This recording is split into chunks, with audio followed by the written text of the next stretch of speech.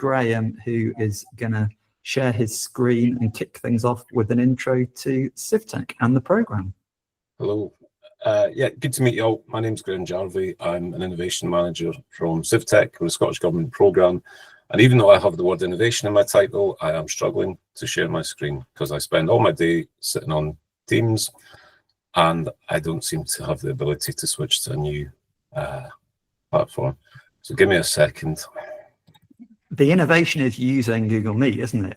That's the innovation we've thrown at you. That's what it is. That's what it is. Okay, like that. I'm going to just share it as a PDF instead. Sorry. Smooth start. And while Graham's doing that, if anyone's new and hasn't yet put up their Woodland and Peatland plant, then you can throw that in the chat. You could also look back and see what other people have done, but you won't get the judgment of people nodding approval or not to the different plants. So I think, Graham, you're up. All right. Can people see that? Yeah, we can, yeah. There we go. I've achieved something today. Go me. So yeah, as I say, my name is Graham Jarvie. I'm an innovation manager with CivTech. We are a Scottish Government programme. We were set up about 2016, 17, and the idea was to see whether you could take kind of private sector tech accelerator principles and apply them to public sector and increasingly third sector problems. The fact that we're still here today and I've still got a job would tend to make you think that, yeah, we can do that. So we are lucky to work with a huge range of different kind of public and third sector organisations. And our main goal, is to drive their innovation in the public sector. We do that by collaboratively solving challenges to make people's lives better. And on the other side of that, we want to see generations of sustainable high growth potential businesses being developed. The vision, just a minor one, transform Scotland with the best public services in the world. So what does that actually mean and how do we do it? So this is the last kind of slide I'm going to share. I'm not a fan of long PowerPoint presentations, partly because I can't open them on Google Meet, so I end up using PDFs instead. But this is the kind of CivTech innovation flow. This is the process that Leon and the three companies here have gone through, or certainly gone through parts of it. Leon's been here for the whole journey, which is why he looks a wee bit knackered today.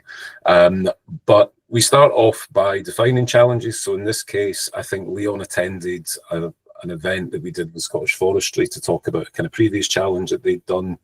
And I'd probably shared this slide.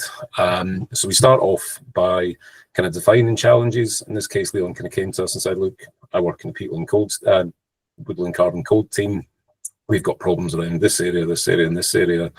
How can we use kind of CivTech to solve that? So through a couple of workshops, we refined the challenges down to the point, the problems down to the point where we had a challenge statement that we could then kind of put out to open market. So that's that second stage there, and that's inviting solutions.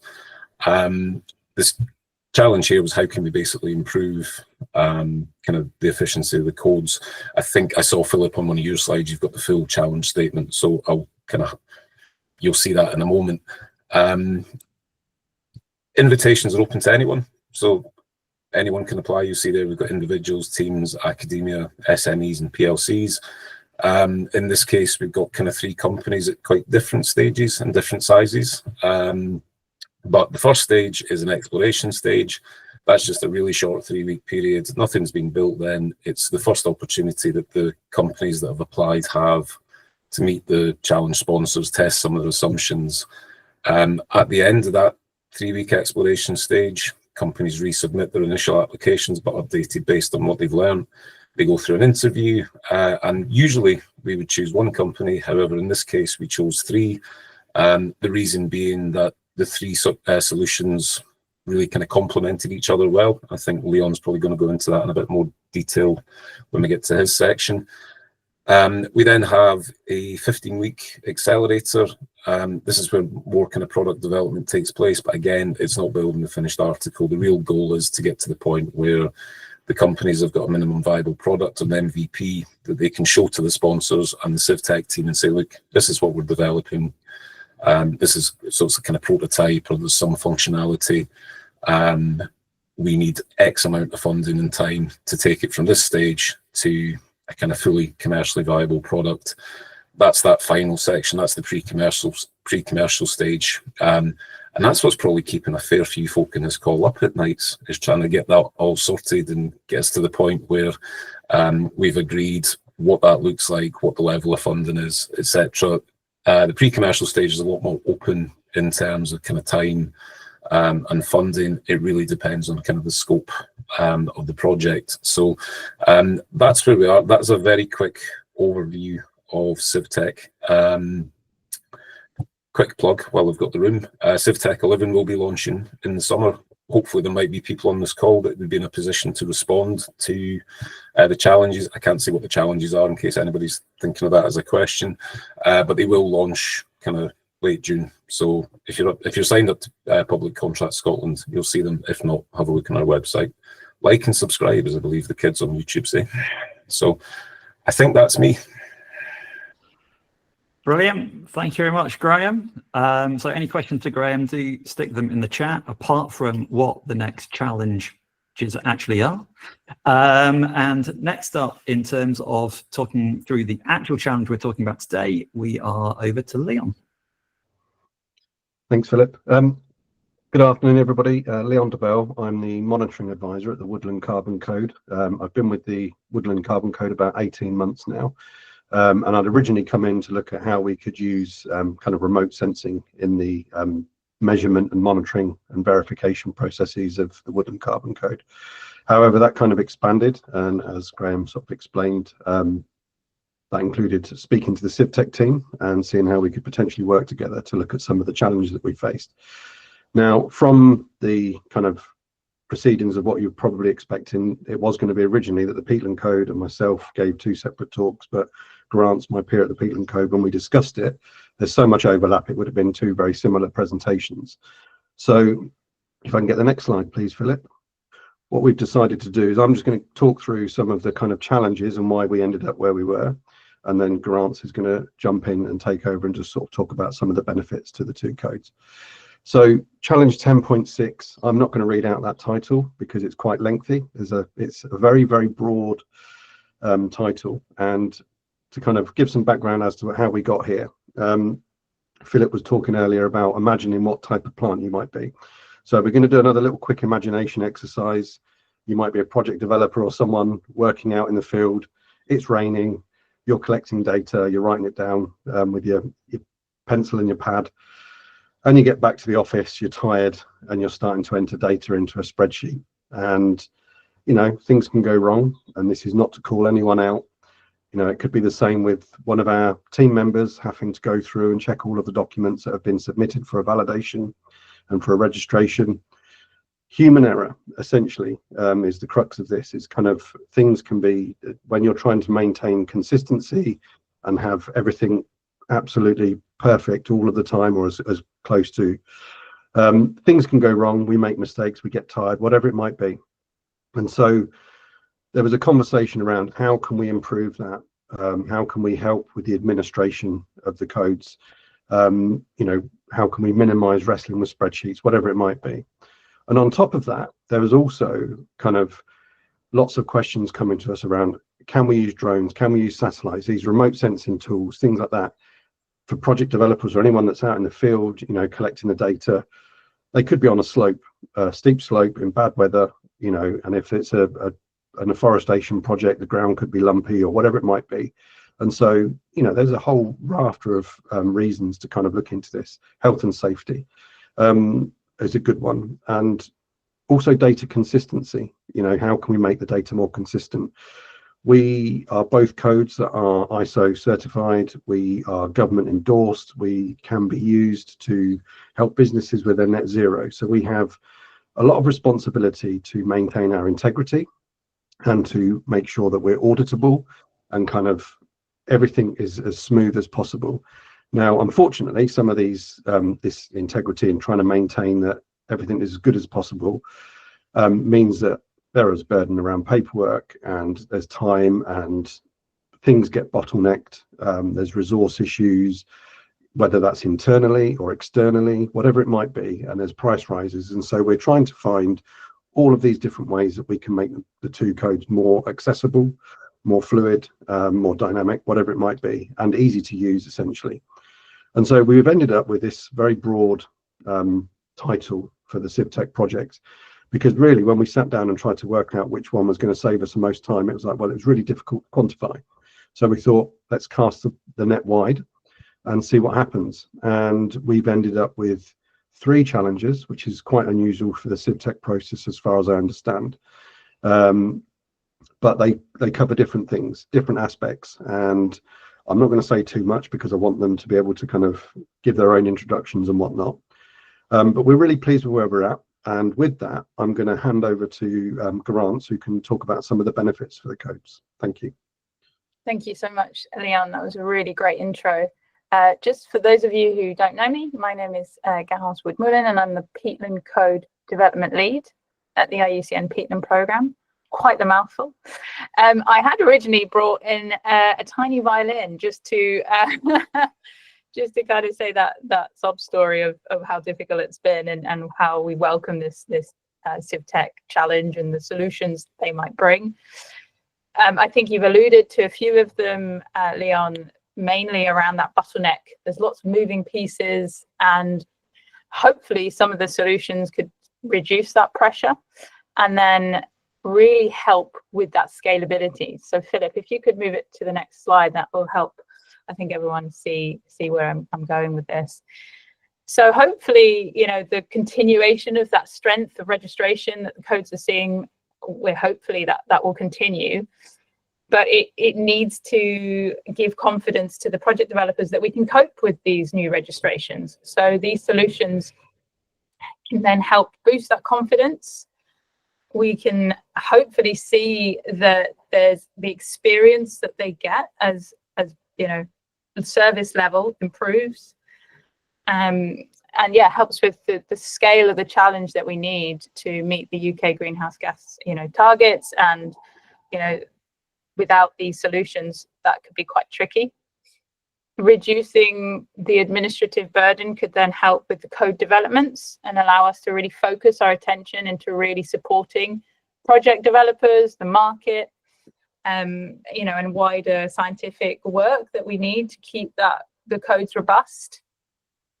And I guess lastly, it's really on that audit trail and the evidencing. So having these kinds of solutions can really help the validators, but B, us as well, to show the audit trail and how things have happened through projects' life cycle.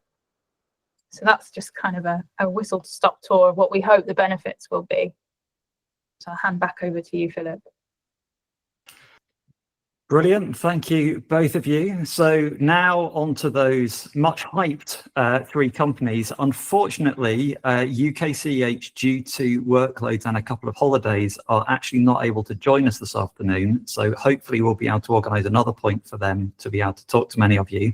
But that does mean that both Sophia from Sylvera and Freddie from Rethink have a bit more time to share our solutions.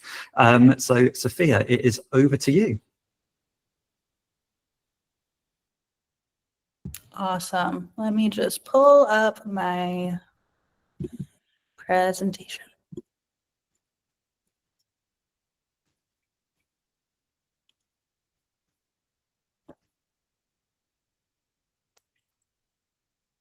Are you able to see my screen? Yep, we are indeed. Okay, awesome. So hi, everyone. It's so lovely to be here and to be sharing some of the work. I'll go back one. To be sharing some of the work that we've been doing as part of CivTech. I think kind of my overarching comment is that this has been a really exciting opportunity to explore the art of the possible within the context of the UK, within the context of the Woodland Carbon Code and the Peatland Codes, and just to take a very specific part of our business and explore what the grandest vision could be if we really apply it towards this challenge. So our focus has been very much on the verification and monitoring aspect of making carbon projects more scalable, more credible, and generally reducing barriers to entry and also just friction for project developers to be able to operate within the codes. In case you are not familiar with Sylvera, we are a carbon data provider. We started by providing ratings to the buy side of the market, basically evaluating carbon projects globally, and helping buyers understand kind of what the things are that they should know about different projects where they're buying. We have since then really expanded a lot of our services and our products to encompass everything from pre-issuance, supporting investors, and increasingly also developers themselves on kind of that early journey of ensuring that their projects are really delivering impact, as well as emerging data products that just span really kind of the whole life cycle of carbon project evaluation. In the context of the CivTech Challenge, we've really been focused on this topic of the verification that happens for carbon projects, really understanding the timeline of that verification of the year 5 and the year 15 checkpoints for the Woodland Carbon Code specifically, and understanding both the data that's gathered in the field for those checkpoints, perhaps notably also the information that is kind of absent between those two checkpoints, and what that does to transparency for the investors and buyers, and just really understanding kind of the ways that this could be improved in order to make it easier overall for developers to participate. Here I've just added some photos of how difficult some of these sites can be to just navigate and to visit. Some of them are very remote, etc. So what we have been developing really in a prototype stage for now, and I'll explain a little bit our vision for how we're going to scale this to be a very accurate tool across the country. But we have been developing a unique remote sensing solution for projects across the UK. What this produces, and you'll kind of see the image on the right flipping through this, is annual data on project outcomes available from the year 2000 up until essentially today. It's typically going to be the year just before the year that we're in, which combines satellite data with high quality, really unique in situ field data to produce high confidence carbon estimates. So this is what you can see on the right. We do not yet have the field data to underpin all of this, but this is kind of the prototype that we developed. It's also possible that someone out there recognizes this project boundary, even though I've otherwise anonymized it. And you can actually see that for each year, which is what the increments are of it changing, that you can see the that's above ground biomass density and how that's changing over time across the project area. Of course, this is also available at summary statistics for the project boundary, and generally can give some more visibility for project developers into the ways that the projects are progressing. The immediate question that most people ask is, how do you make this possible? Obviously, it does include satellite data, and we're using, I see a couple of the questions in there. We're using a number of different satellites. We primarily use Sentinel-2 and Pulsar, I believe. But the thing that really unlocks high quality, and JEDI, I should say, for LiDAR, the thing that unlocks high quality estimates here is actually the ability to have in situ high quality data from the field. Satellites are amazing. The data that they provide is incredible, and increasing progress both in the satellite data availability itself and in our ability to process it with increasing capabilities around ML and compute make this a really interesting area, seeing a ton of progress.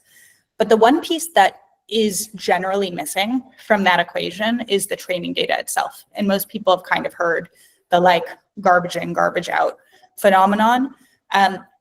This is no less true in this situation. Oftentimes what you're seeing is that we have so much satellite data, but the training data that these models are trained on can be scarily small, and oftentimes like not really sufficient for creating high quality estimates. So this is really where the innovation of CivTech comes in, is that we're able to essentially deploy our team, which I'll talk about in a little bit, but deploy the team across the UK to do strategic data sampling. And this will include kind of stratifying the area based on a number of different criteria to make sure that we're gathering data that is representative of all sites, all different types of landscapes, all stages of growth and age of those kind of woodlands and the phases of restoration that they're in. I'll also note, so we are going to, though it's a little less developed, work on this for peatland projects as well, especially where it is convenient for us to be gathering this data and cost effective.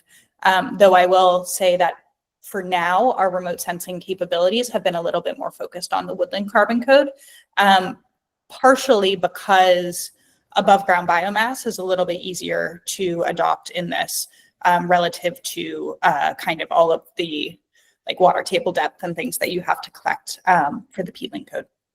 I know that UKCEH would have talked about that a bit more had they been here, but that's my small caveat.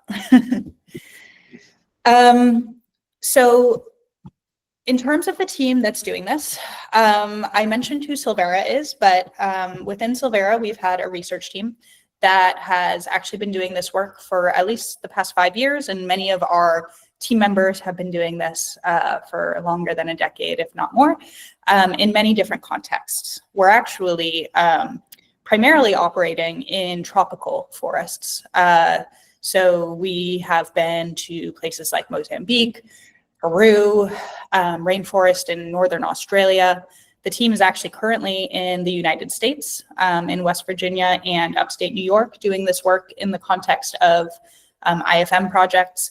And so we're really excited to bring this back to the UK and to use kind of the UK's geography as a essentially a testing ground for prototyping a very unique one of like first of its kind remote sensing model.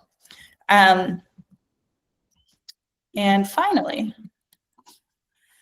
just to say a little bit more about how we hope that this will improve the overall system. So for developers, we are really interested in understanding how this data can be used to reduce data collection in the field, and working with the Woodland Carbon Code on this. I think that from the beginning, it might not immediately reduce the requirements, but as we gather a little bit more data to see where this remote sensing can be used in place of the field data requirements, that we can see those reduced a little bit. We also have seen in other locations and other applications, developers using this to monitor performance to help mitigate any risks to on-time issuance. So that has been really useful for some, and also securing investor trust, which is a good segue into investors. That is, you know, naturally kind of our bread and butter customer segment that we have typically been working with. So we really understand the ways that they like to have more transparent views into project performance on a regular basis. And that also, one of the biggest things that investors and buyers struggle with is not physically being able to see these places. And so having visualizations and having data that helps them kind of understand the impact that they're financing.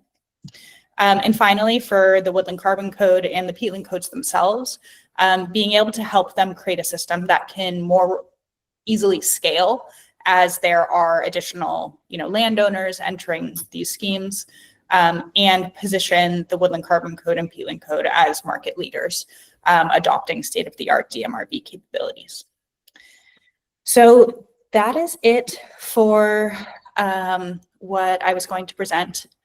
I believe I'm handing it off now, or am I going to answer some questions?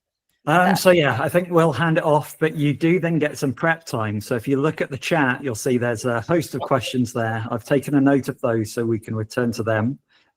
So yeah, next up, we've got Freddie. So from Rethink Carbon, looking at the Rethink Codes platform that we've been building.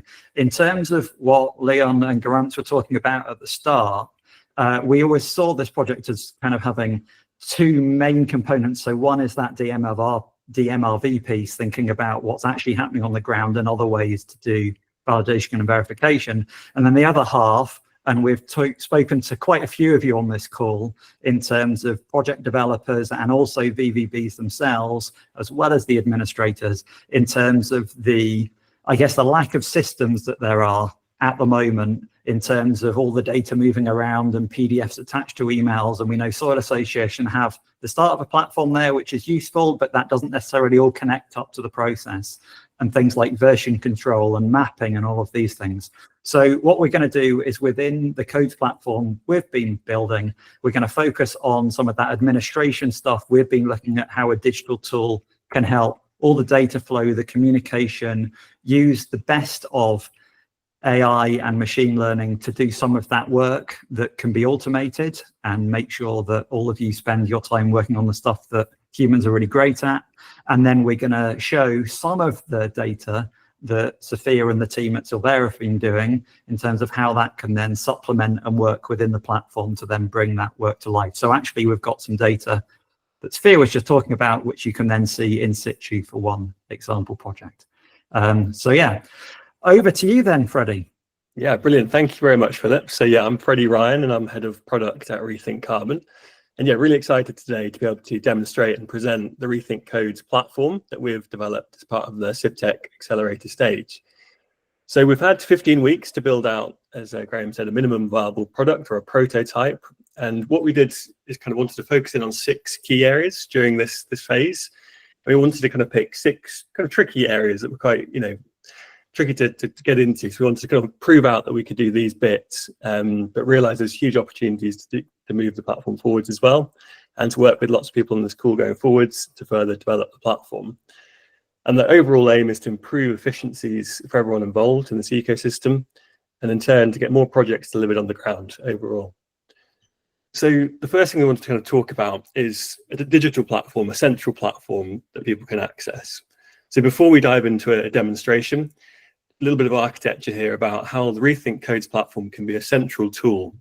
And this can be used by code administrators primarily and initially, but we also want to open this up to project developers, VVBs, asset managers, landowners, so everyone can see the same information. So there's more transparency, and we can see where projects are along the kind of the timeline of a specific project. Now, we want to be a central platform, but we want to be an open platform and connect to other platforms and tools via APIs. So we want to be able to connect to the likes of the registry and other tools that manage projects and data services as well. We currently work with Peatland Code and Woodland Carbon Code, but also think there's great opportunities moving forwards to integrate other kind of codes that are developing as well. So without further ado, I will jump into the Rethink Code platform that we've developed, and there's a working platform at the moment. So this is the platform we've put together. And the first thing you can see, I'm logged in as an administrator here. And the first thing we did is we took a snapshot of the registry data, working with Woodland Carbon Code and Peatland Codes, and integrated that into the platform. So we can see we've got 2,458 projects, and you can see a list of all the projects within the platform, which I can start to flick through and see the status and type of code it is, etc., etc. And we can jump into some of these projects in a moment.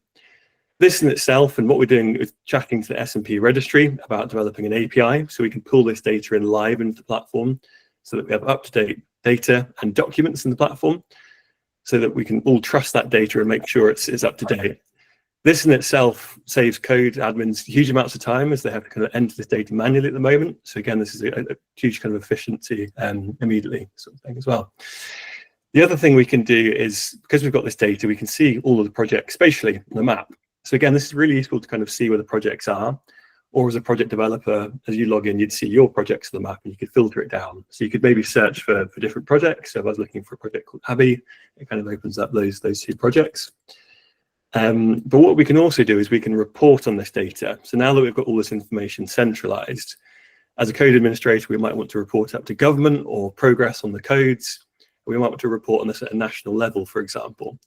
So on the right here, you can see total projects, total impact of carbon, and the amount of projects. You can also see this kind of over time as well. We can filter this down by just showing, for example, peatland code projects across the country and the total impact of this. We could also filter it by status, start to see this information, or we could start to look at kind of a national level. So we could say, let's look at projects in England, so 5.3 million tonnes of carbon, or let's look at Scotland. So you can see it's really, really quick and responsive at being able to report on this data. And as this data is live, we can get continuous information about the projects. We can also start to do things around reporting of projects, so starting to look at kind of the project duration versus the hectare size. It starts to throw up some really interesting information about kind of the size versus the kind of duration that we can see here as well. So that's all around this kind of digital central platform. The next thing we wanted to look at is how you can better manage projects. So, you know, a lot of people are using Excel spreadsheets, which is absolutely fine, but are there better ways that we can help people manage projects? So again, we want to deliver this in the platform. And to do this, we have different ways of looking at a project list, but one of the views is a Kanban view. This is, again, from an administrator's kind of point of view, but could also be used as a project developer or a VVB. And we're looking here at a pre-validation mapping kind of status, if you like. So on the left, we can see projects that have come in, and we can assign kind of actions or tasks that need to be done. We can assign these to people in our team, so we can see who's managing what task. And as these kind of get completed, these projects will move forwards along the timeline. You can also automate this, so as actions are done, these will move forward automatically as well. If any queries come back from a VVB, for example, these will flag up, and we can then kind of come back and communicate the kind of the fix for these queries. And all of these tickets will be kind of time logged, so we can see exactly at what status projects are getting held up, or if there's any backlog and how we might be able to fix these or improve these going forwards as well. So we can also kind of filter these by user, that sort of thing as well. So a nice kind of project management tool in here. To dive into a project, we can either go to the registry view and look at the list, or we can click on a project, for example, in here. So we're going to dive into Loch Katrine, which I think is one of the biggest woodland carbon code projects. So have a quick look at this. So in here, we've got all the kind of key project details at the top left here. And something we're really excited to introduce is kind of GIS mapping into the platform. And so you can see here all the compartment boundaries. Let me just put this maybe into 3D satellite modes. And you can start to see how we can bring this data together, centralize it, and so it allows everyone to see the project, the compartment boundaries, as well as peatland information, and we can start to see the breakdown of this as well. So this just means that if you don't have GIS kind of specialist tools yourself, you can bring in your own GIS data, which we'll talk about more in a second, but you can visualize all of this information as well in one central platform.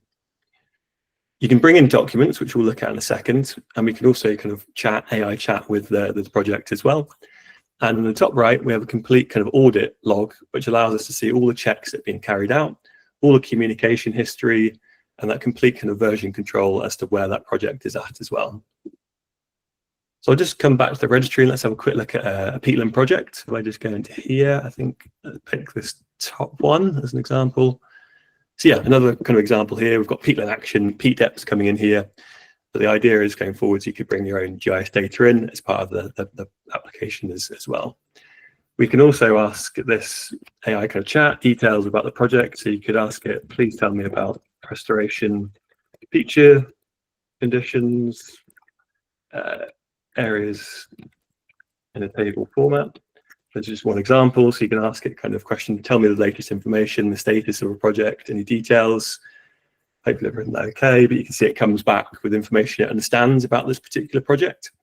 And as you kind of feed it more information through documents that you upload, the whole thing gets more intelligent, and it can feed back on more and more information here as well. We're going to focus in on a project called Milton and Mathers for a second, because this is the data we've got from Sylvera. So we're just going to show this in a second in terms of monitoring. But what we can also do is upload documents to the platform. So with things like PDDs, carbon calculator spreadsheets and things, we can continue to kind of upload these just as we would now and bring those into a central platform. So let me just grab a couple of documents here, for example, drag and drop these into the platform, show you how easy this is. Docs. We'll upload those 4 documents. As it's doing that in the background, it's automatically identifying what type of documents those are. So if it's a PDD, a map, and that allows us to tell what kind of documents have been uploaded for that particular status and whether it needs any more documents before it can move forwards, for example, as well. Hopefully I've not picked too big a document there, but it might be my internet. Just thinking about it. Give it a couple of seconds, and I'll come into the platform. So again, bringing that data in, being able to kind of view this information in the browser as well. So we can open up these and start to look at the information. And where we've got carbon calculators, we can also automatically create a carbon code graph, so we can see exactly the carbon code information and kind of stats over time as well as part of this project. Brilliant. So that's kind of bringing documents into the platform. The next thing we wanted to do is, as documents are submitted, there can be quite small discrepancies sometimes, such as little differences between the project name or the carbon calculations don't quite match. So what we've developed is an AI tool that automatically checks documents as they're submitted. So what it will do is flag up any little differences between the documents. And we again think this is going to be a huge time saver and reduce the backlog of kind of checks that the admin staff or VVBs have to do. So you can imagine if I was to submit this data, that would come into the platform and it would come into the code admin or the VVB's kind of to-do list, what we're calling it, almost like a task list, if you like. And the example we've got at the bottom here, and we've got this AI model working really nicely, is you can see an email has come in from Freddie, key information kind of about the subject in here, and you can see it's attached has been two documents, the project design document and the mission calculator. And what it does is it automatically checks two documents and identifies any small differences between the documents. So you can see most things are matching, but we've got a small difference in the project name and the gross area. So rather than having to kind of sit down and work through all of the documentation, this will pull out those things immediately and kind of improve the efficiencies of the whole process.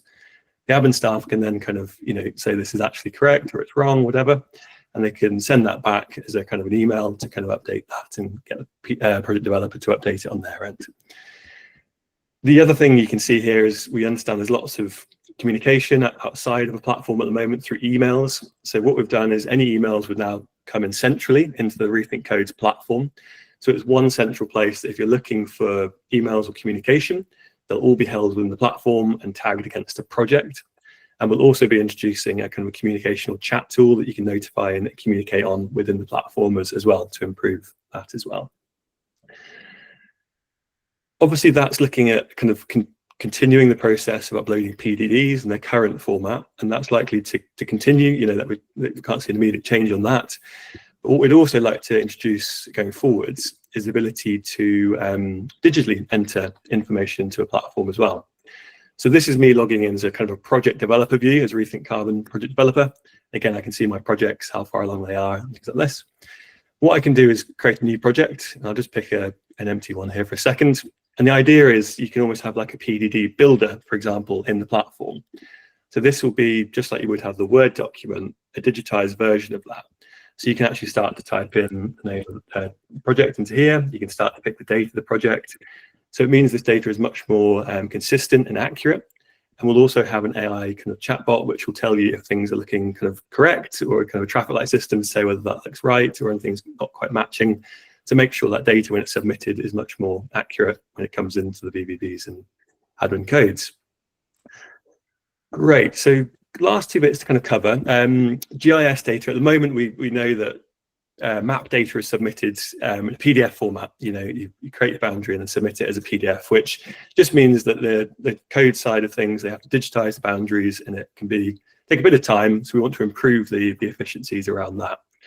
So when you create a new project, we've got various templates that you could start a project from. So you could connect to other GIS software, as an example. You could upload a shapefile or a GIS format. You could import that data from the S&P registry via an API. Or the example we want to look at is to use the Forestry grant scheme kind of a GIS layer as like a template to streamline this process and to improve the kind of time to do that. So if I click on this option here, I can kind of search for my particular grant reference number for my project. So I'll just type in this one. We'll go for the top option here. When I click that and select that, it opens up that grant onto the map. It allows me to see that data on the map. I can double check to make sure this is all kind of matching up as expected. And if I'm happy with that, I can accept that, and that will create my new project based off those boundaries. So that is we hope, a much quicker way of kind of creating a project and bringing that GIS data in, just kind of streamline that process. And what I wanted to finish up with is, if we jump across back to Milton and Mathers. So this is where we've been working with Sylvera, and we've integrated some of their data into the platform. And as Sylvera kind of pointed out, it's prototyped, it's in progress. We wanted to show you where we've got to with it today in terms of integration. So in the Rethink Codes platform, we want to make this kind of really open and be able to kind of allow lots of different integrations. So here we've got Sylvera data, we've got UKCEH, but we really want to be kind of quite open with this and allow other third-party data providers to feed into the platform and offer services to users on the platform as well. So in here, you can see under Sylvera Connect, we've got their biomass model data in the platform. I think I'm right for this particular site that kind of satellite data started around 2015, so we'll just jump ahead to there. So you can see an interactive map here, and you can see, we can kind of make it as transparent. We can see the underlying satellite imagery there. And essentially this data on top, the darker the green is the greater the kind of the biomass. So what we can do is also see some stats at the bottom around that kind of biomass buildup. And as I move the kind of timeline forwards, let me just make it, yeah, move it forwards, we can start to see how this is changing over time. And the area of kind of biomass being identified, darker and darker and bigger and bigger. So it's quite a nice visual tool to be able to see that biomass build up. And this allows you to visually see potential areas that are at risk or not growing as well as you expected, but also just to kind of give you that confidence that things are going to plan as well. We can also take that biomass data and report on that. So what we've got here is in the orange and the blue, we've got the predicted WCC predictions as per the carbon calculator, and in the green we've got the Sylvera data. So just be aware, again, it starts from 2015 on this one. I believe the satellite changed, and you can start to see we get yearly updates. So this is quite useful if we're kind of trying to improve confidence in the data and to provide more frequent updates for projects to see if they're on track or if they're slightly falling behind. So as you can see, this data starts to kind of almost level out as we kind of get further and further through. And again, this data is being worked on, is being ground truth, as Sylvera said. So we're looking forward to kind of bringing more and more data in as we move forwards on this project as well. We also offer, you know, simple, well, not simple things, but kind of high resolution satellite imagery services as well.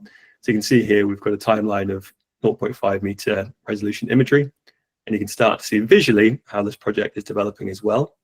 So that can provide that kind of confidence to see change happening on the ground. And we can also integrate sensors. So things like UKCEH data, we'll be able to integrate sensors into here as well. So I think that covers most things we've covered today in terms of those kind of 6 key areas that I mentioned at the beginning. As I said, we're kind of just getting started on the platform. We're really excited to kind of continue this and work with people on this call to move this forwards as well. And just to finish up, you can see here we've got kind of different models built in, and that's kind of version control of the different current standards that we've got built in. But we're also excited to see how this platform could be used for other codes as well moving forwards, whether that's within the UK or internationally as well. So I'll pass back to Philip and look forward to some Q&As from here. Brilliant. Thank you very much, Freddie. And thank you everyone for the amount of chat that was going on in terms of kind of answering questions. So if you've got